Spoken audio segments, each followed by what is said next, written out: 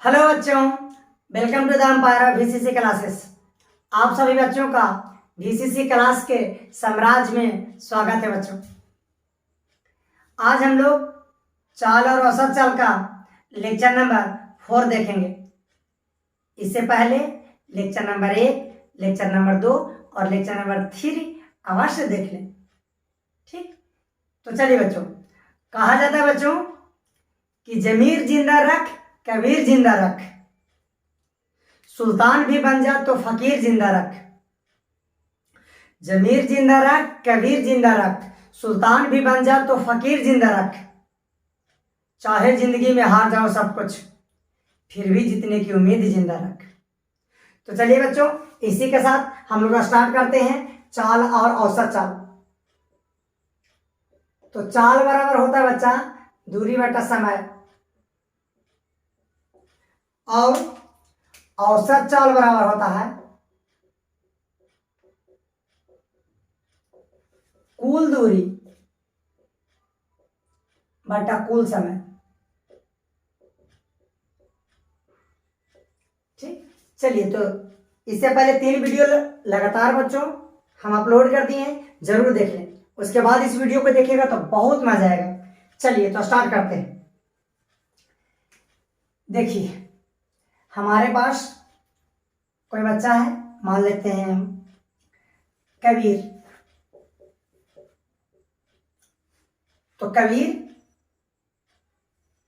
ए से बी कोई पथ है, ए से बी कोई पथ है। कबीर ए से बी जाते समय बच्चों v1 स्पीड से जाता है, और आते समय कबीर जब बी से ए पर वापस आता है तो v2 स्पीड से आता है। तो कहता है पूरे समय अंतराल में कबीर का औसत चाल निकालना है।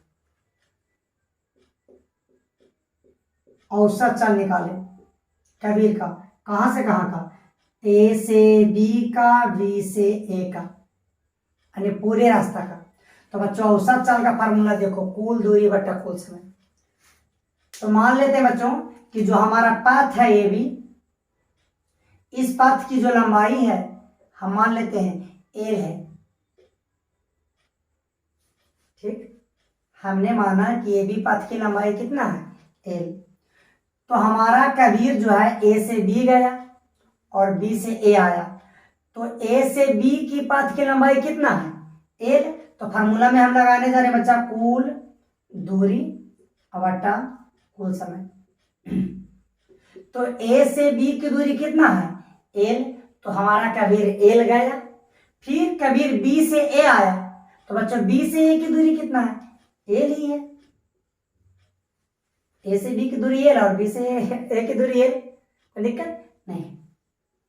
चलिए, तो ये हमारा हो गया कबीर द्वारा तय की गई कुल दूरी, कि ए से बी गया एल और बी से ए आया, फिर से एल आ गया, एल गया एल आया, कोई दिक्कत। बाकी कुल समय, तो बच्चों पहले कबीर द्वारा ए से बी जाने में लगा समय निकाल लो, फिर उसके बाद कबीर द्वारा बी से ए जाने में लगा समय निकाल लेंगे।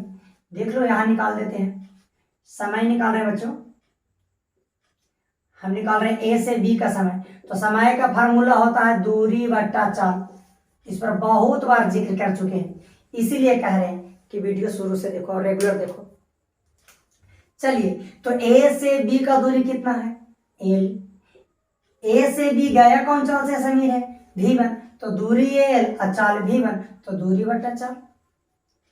अब बच्चों पुनः हम समय निकाल लेते हैं समीर का, लेकिन इस समय हमारा समीर बी से ए आता है। ठीक, तो फिर वही फार्मूला दूरी बटा चाल। तो बी से ए जब आता है समीर, तो हमारे पथ की लंबाई कितना है, सर एल है। दूरी हो गया हमारा एल। चाल बी से ए, समीर कौन चाल से गया है, आया है v2 चाल से, तो दूरी एल और चाल हमारा v2, तो समय हो गया दूरी बटा चाल। यानी इतना समय, इतना घंटा जाने में लगा है और इतना समय आने में। घंटा भी हो सकता है, सेकंड भी हो सकता है, यहाँ पर यूनिट की बात नहीं कर रहे हैं लोग। चलिए, तो कुल दूरी एल प्लस एल, एल जाने में एल आने में, अब बटा कुल समय एल बटा v1 जाने में समय, और बचा एल बटा भी टू आने में समय। चलो इतना तक नोट करो तो कर लिए हो। चलो सब मिटा दें, क्वेश्चन में मिटा रहे हैं, चलो मिटा देते हैं। कहते बच्चों कि हमको हमी से चुरा लो, बच्चों कापी कलम तुम उठा लो और जल्दी से तुम चाल और औसत चाल बना लो। ठीक है, चलो।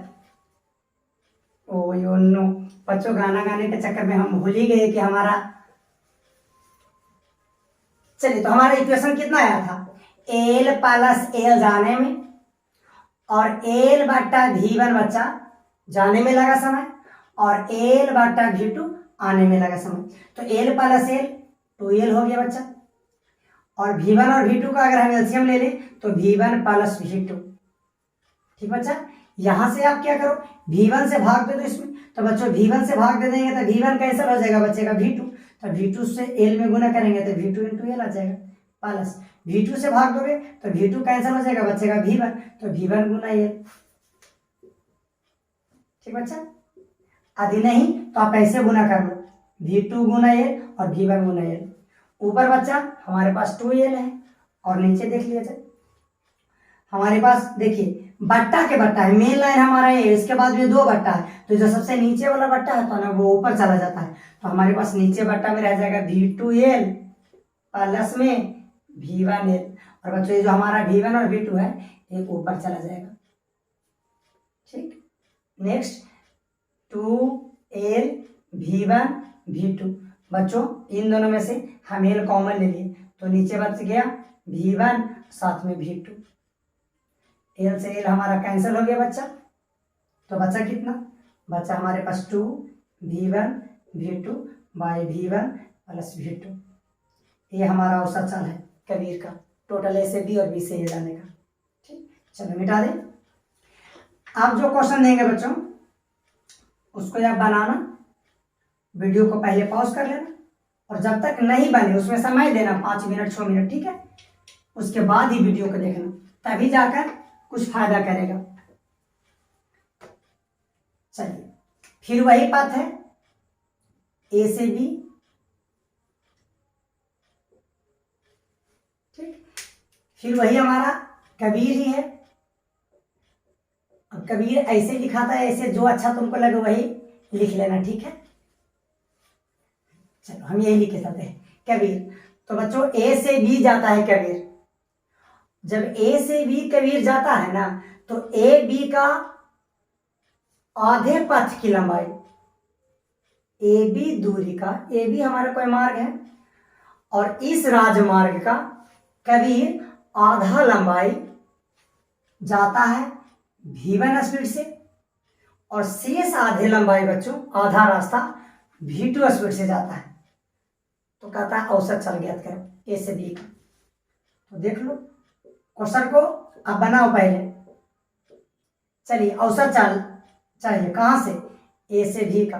तो औसत चाल का फार्मूला हम लोगों के पास क्या होता है बच्चा, कुल दूरी वाई में क्या, कुल समय, यही होता है। तो मान लेते हैं बच्चों कि ए से बी जो पाथ है उसकी कुल लंबाई एल है, तो आधा पथ कबीर कौन स्पीड से जाता है, V1। तो आधा पथ मतलब कितना, तो कुल लंबाई एल, तो आधा बच्चों मतलब 2 से भागा दे दो, L/2। तो ए से पी की लंबाई मान लिए कि आधा L/2, तो पी से बी की दूरी कितना होगा, आधा होगा, L/2, आधा आधा दोनों मिला के 1 हो जाएगा। ठीक, चलो तो हम क्या कर रहे हैं, औसत चाल निकाले, तो कुल दूरी, तो समीर ए से बी गया तो कुल दूरी कितना है, ए से बी का दूरी हमारे पास एल है।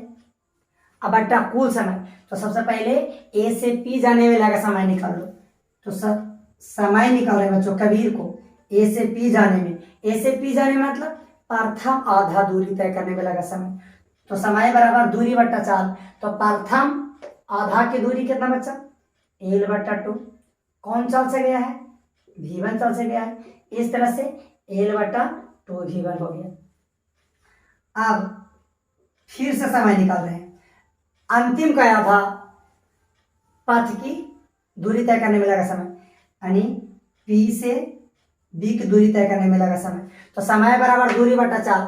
तो P से B की दूरी कितना है? आधा है, यानी पाथ की लंबाई L/2, क्योंकि टोटल लंबाई L है तो आधा L/2, आधा L/2। P से B कौन चाल से गया है? V2। तो दूरी बट्टा चाल। तो L, ये जो बट्टा 2 है बच्चों वो नीचे चला आता है, तो हो गया L/2, तो 2 नीचे आ जाएगा तो हो जाएगा 2V1। इस तरह से बच्चों कुल दूरी बटा कुल समय। तो A से P जाने में लगा समय L/2V1, साथ में P से B जाने में लगा समय L/2V1, V2 बच्चा L/2V2। इस तरह से कुल समय L/2V1 प्लस L/2V2। ठीक, चलो मिटा दे इतना मिटा दे। चलो अब देखो इसको हल कर देते हैं। हमारे पास आ गया L, नीचे बच्चा 2V1 और 2V2 के अगर हम कॉमन ले लें, लघुत्तम ले लें एलसीएम, तो 2V1 V2 आ जाएगा। यहाँ से 2 कैंसल, V1 कैंसल, कौन बचा? V2, आ जाएगा V2 इंटू L। इसी तरह से 2V2 कैंसल, कौन बचा? V1, तो V1 गुना L बराबर आ जाएगा V1L। हमारा L बच्चा, देखिए मेन लाइन है, मेन लाइन के नीचे आप देखोगे कि दो भट्टा है, तो V2L प्लस V1L भट्टा में 2V1 V2, तब भट्टा के जो भट्टा में रहता है वो ऊपर, तो ये हमारा चला जाएगा ऊपर, कौन? 2V1 V2, और नीचे रह जाएगा हमारे पास V2L प्लस V1L। ठीक, आगे हमारा रह गया L, 2 आगे लिख लेते हैं, 2 हमारा आगे हो गया L and V1 and V2। बच्चों नीचे से हम दोनों में से कितना कॉमन ले सकते हैं? L कॉमन आउट कर दें। चलिए, तो L कॉमन आउट किए तो कितना आया? V2, और यहाँ कितना बचा? V1, है ना। तो L से L हमारा कैंसल, तो आ गया 2V1 V2, हवाई में V2 प्लस V1। ठीक, चलिए नोट करो तीसरा क्वेश्चन।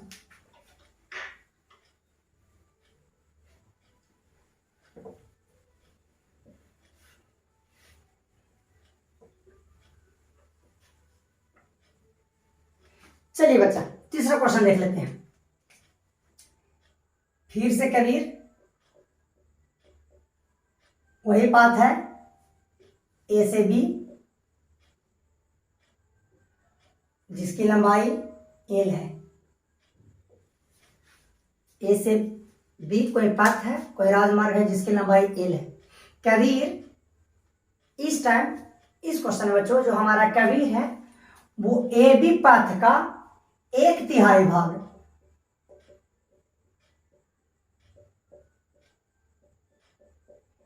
V1 चाल से जाता है, और शेष जो भाग बचा, जो पथ बचा बच्चों, वो V2 चाल से जाता है। तो कहता है कि कबीर का पूरे रास्ता का आप औसत चाल निकालो। हमें निकालना है औसत चाल A से B का, कबीर का। तो औसत चाल का अपना फार्मूला क्या? कुल दूरी बटा कुल समय, यही। तो बच्चा A से B का कुल दूरी कितना? L। अब A से B जाने में लगेगा, कुल समय निकालो। लेकिन A से B तो हमारा जो कबीर गया डिफरेंट भिन्न भिन्न स्पीड से गया है। तो सबसे पहले क्वेश्चन देखो, 1/3 भाग V1 स्पीड से गया है, तो पहले कबीर को 1/3 भाग तय करने में कितना समय लगा है ये निकाल लेते हैं। तो बच्चों पाथ की कुल लंबाई L, तो 1/3 मतलब मान लेते हैं कि बिंदु P 1/3 पर है। तो 1/3 का मतलब है कि जो पाथ की जो लंबाई है ना, उस लंबाई में आप 3 से भागा दे दो। तो हमारा पाथ की लंबाई L है, इस लंबाई में हम 3 से भागा दे दिए, इसी को हम कहते हैं 1/3। इसी तरह से आधा का क्या मतलब होता है? आधा का मतलब होता है 2 से भाग दे दो। इसी तरह से 1/4 का क्या मतलब है कि भाई पाथ की लंबाई अगर L है ना, तो 1/4 की बात करें तो आप 4 से भागा दे दो। ठीक, तो उसी तरह से पाथ की कुल लंबाई L था, और इस लंबाई का 1/3 भाग कितना होगा? L/3। बाकी शेष कितना बचा? तो बाकी शेष बचा 2/3 यानी 2/3। कैसे? हमारे पास कबीर जो चला है वो कितना लंबाई चला है? A लंबाई। तो A लंबाई में से वो 1/3 भाग यानी कितना? एल बाई 3 भाग, वो चल गया तो शेष कितना बचा? तो सर एल पाथ की टोटल लंबाई, एल लंबाई में से एल बटा 3 भाग कबीर चल चुका है, तो शेष कितना पाथ की लंबाई बचा? तो एल में से एल बाई 3 घटा देंगे, तो घटा दो 3l माइनस का एल बाई 3 यानी 2l बाई 3, देख लो 2/3, 2/3, 2/3 का मतलब 2/3। ठीक, चलो तो बस हम बच्चों सबसे पहले 1/3 कबीर को 1/3 भाग जाने में लगा समय निकाल लेते हैं। तो समय बराबर क्या? दूरी बट्टा 4, तो 1/3 मतलब कितना डिस्टेंस? एल बटा 3 दूरी बटा 4, तो प्रथम जो हमारा 1/3 चला है समीर कौन स्पीड से गया है? v1 स्पीड से, तो दूरी बटा 4 v1। तो इस तरह से बच्चों हमारा आ जाएगा एल बटा 3 v1। अब शेष भाग मतलब कितना? टोटल पाथ की लंबाई एल में से 1/3 चला तो बचा कितना? बचा 2/3।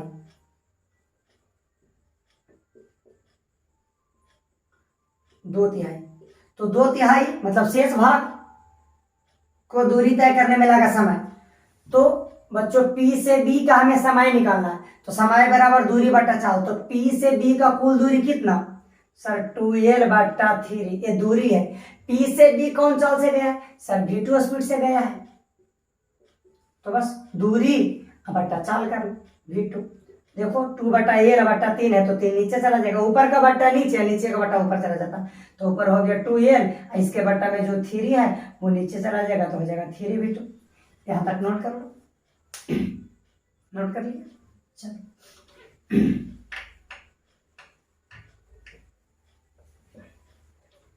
चलिए, तो इस तरह से हम देखते बच्चों कि औसत चाल बराबर कुल दूरी, तो कुल दूरी तो कबीर गया है एक, कुल समय तो 1/3 में जाने में लगा समय एल बटा 3 v1 प्लस 2/3 और शेष जो बचा यानी 2/3 जो बचा उसको जाने में कितना समय? तो सर 2l बटा 3 v2। इस तरह से कुल समय L plus 3 v1 plus 2l by 3 v2। अब बच्चा ऊपर हमारा एल हो गया मेन लाइन,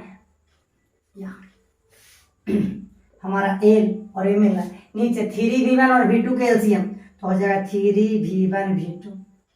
ठीक, 3v1 से बच्चों 3v1 का आंसर बचा कौन? v2, तो v2 गुना l कर देंगे बच्चा, तो आ जाएगा v2l। इसी तरह से 3v2 से 3 और v2 का आंसर कितना बचा? v1, तो यहाँ पर हो जाएगा 2l v1। ठीक, नहीं समझ में आया तो यहाँ पर देख लो, यहाँ पर 3v1 किसकी कमी है? v2 के, तो ऊपर आ जाएगा v2। यहाँ 3v2 है, किसकी कमी है? v1 के, तो यहाँ v1 मल्टीपल हो जाएगा।